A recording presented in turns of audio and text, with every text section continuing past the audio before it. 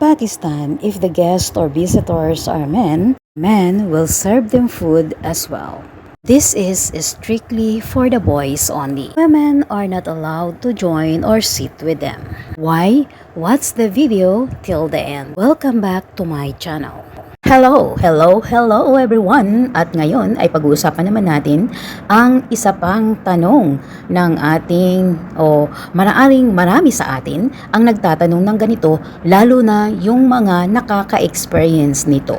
So, stay ka lang dyan hanggang sa matapos ang video. For those who are not or non-Muslim women, this might be a very confusing situation once you are married to a Muslim man. Though not all the Muslim man might be like this. Actually, depende pa rin yan kung ano bang klaseng Muslim ang mapapangasawa mo o magiging karelasyon mo. O kung saang bansa ba siya nabibilang o kung anong kultura o traditional customs ang kanilang isinasabuhay. Dahil nga nasa Pakistan ako at kadalasan yung mga topic ko dito ay about Pakistani kasi nga kasal ako sa isang Pakistani. And most of the questions that I am getting are from our kababayans about life in Pakistan and men in Pakistan. Here's the situation.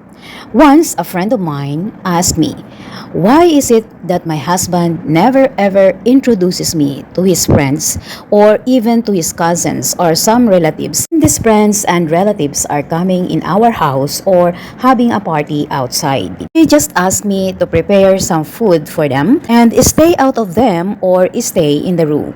So, it leads me to a confusion. Naisip ko tuloy, bakit kaya hindi niya ako pinakikilala sa mga kaibigan o kamag-anak niya? At dahil nga asawa ko, syempre, nasasaktan ako. And here's the thing from my side. First, of course, I clarified if who are those visitors? Are they just a man or a group of men or with their family? Or a group of men and women? So here's the thing. Again, I just want to clear it up that once you are married to a Pakistani man, it means he is or his country is Pakistan. And Pakistan is an Islamic country. Basically, most of Islamic country, or let us say in general, there might be some different way or lifestyle or traditions or culture in their beliefs or in their daily life or practices. But there is something that in general, it is very common to their manners of living, following the law or appropriate lifestyle that belongs to an Islamic society. Pakistanis are one of those Muslim societies that practices the general law of Islam.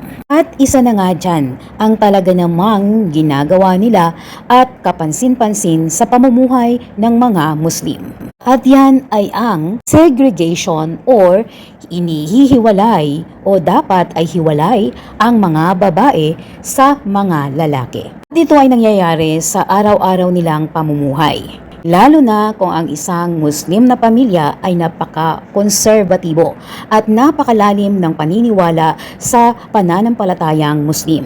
Sa kabilang banda, kahit na hindi sila ganun ka-konserbatibo at dahil nga yun ang kanilang kinagisnan at yun ang kanilang pinaniniwalaan na dapat or appropriate lifestyle na dapat nilang sundin, ay ginagawa nila ito kahit na sila ay nasa o nabibilang sa modernong pamilya. Remember this, Pakistanis has diversified lifestyle. Ibig kong sabihin, hindi porket nasa Pakistan ay pare-pareho na yung kanilang lifestyle or manners of living.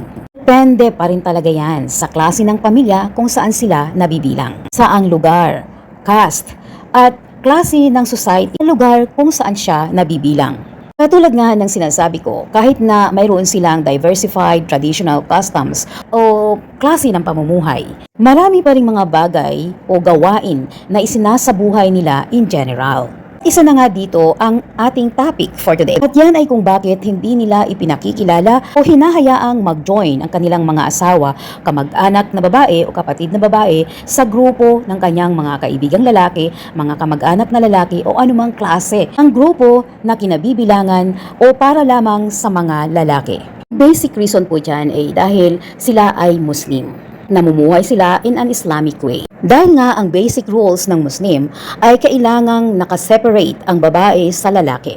Most of the time, lalo na kapag ito ay in group parties na may lalaki at babae. In private or public occasions. But when it comes to public occasion, of course, it depends on the situation. There are times or many times there are public occasions that doesn't really need to separate men to women. But as I said, it's always depend on the norms of your family and the society that you belongs to.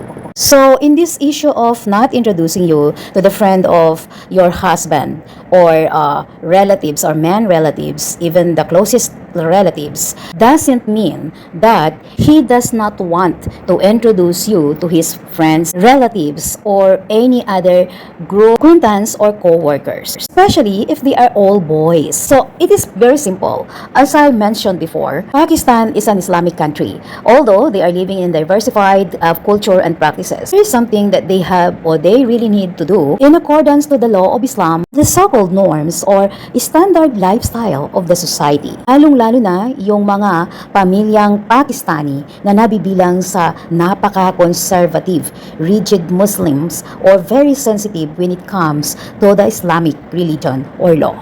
Di talaga nila hinahayaang ma-expose ang mga babae, anak man, asawa o ina, kapatid na babae sa ibang grupo ng lalaki.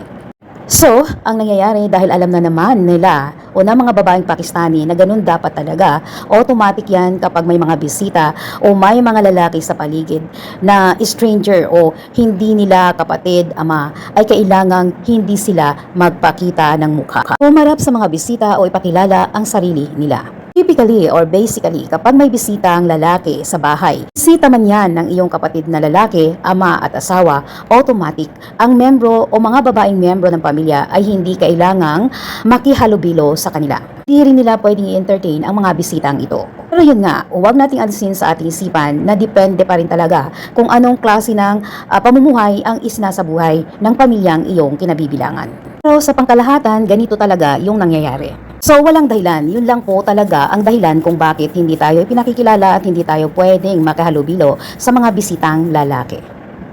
Kapag ang mga bisita naman ay babae, ang mga lalaki ay hindi pwedeng makihalubilo. Sa kabilang banda, kapag ang sitwasyon ay ganito, kung ang asawa mo ay may bisita at kasama ang kanyang pamilya, ay iba naman pong sitwasyon ito. Ganitong sitwasyon ay maaari o talagang dapat na ipakilala ka ng asawa mo sa kanyang kaibigan na kasama ang kanyang pamilya. At pwede kang makihalubilo sa kanila, umupo kasama nila. At kung ang party ay kasama ang buong pamilya, then pwede po yang sama-sama ang mga lalaki at babae. Pero marami pa rin, lalo na yung mga nasa villages o yun nga ang paniniwala ay talagang strict Islamic way o lifestyle, kahit na family party yan, magkahiwalay pa rin ang mga lalaki at babae. Para po lalong maging maliwanag sa atin kung ano ba talaga yung klase, yung lifestyle nila, yung manners of living, yung kultura at traditional customs, patuloy nating pag-aralan kasi karamihan naman sa mga yan ay nasa online na. So pag-aralan natin, although may mga bagay na talagang kakaiba dating sa realidad at pang-araw-araw na pamumuhay. Kaya nga po isinishare ko sa inyo kung ano ba talaga yung totoong nangyayari dito, yun sa aking nakikita at na-experience mismo. Po, huwag kayong ma-confuse at huwag din kayong magtaka o magtampo kung halimbawang hindi kayo ipinakikilala sa mga kaibigan ng asawa mong lalaki kahit pa nga yung mga closest cousins na lalaki niya o kaya naman ay acquaintance o katrabaho. Yan po ay natural, hindi po talaga dapat or hindi naman kinakailangan. Di dahil sa ikinakahiya ka o ano pa mang negative thinking na pwede natin isipin. Yan po ay normal o common manners of lifestyle nila dito sa Pakistan. O dahil alam mo na, next time kapag nangyari yan, unless pinaupo ka talaga ng asawa mo, huwag kang umupo. At huwag mo ring ipakita o expose yung sarili mo sa mga kaibigan niya. Paving the way of what the majority people are doing in a society that you are belong to gives you an easy life and peace of mind. Gawin natin yung alam nating tama at iwasan na lang natin yung alam nating hindi tama. And this is all for today and thank you so much for watching. If you are new to my channel, please don't forget to subscribe, like and share. Have a great day everyone. See you on my next video.